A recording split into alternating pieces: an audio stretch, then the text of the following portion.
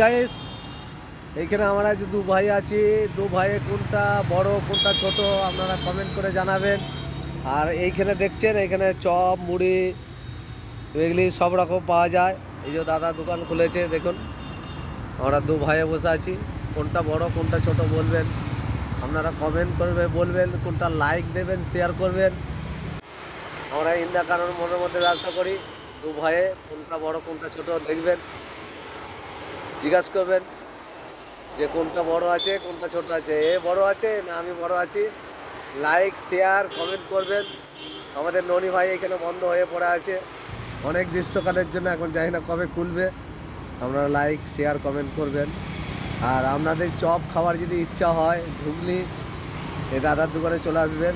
এই দাদার দোকানে অনেক ভালো চপ বানায়। ইন্দা কানোর মনের মধ্যে চলে আসবেন। এইখানে দিবাকর পরশমণি পিলারের পাশেই চপ মুড়ি বিক্রি করে। আপনারা যদি লাগে, আশেপাশে যদি লাগে আপনারা বলবেন, দাদা সঙ্গে সঙ্গে ভেজে দেবে, কোনো অসুবিধা হবে না। এইটাই আপনাদের কাছে একান্ত শেয়ার লাইক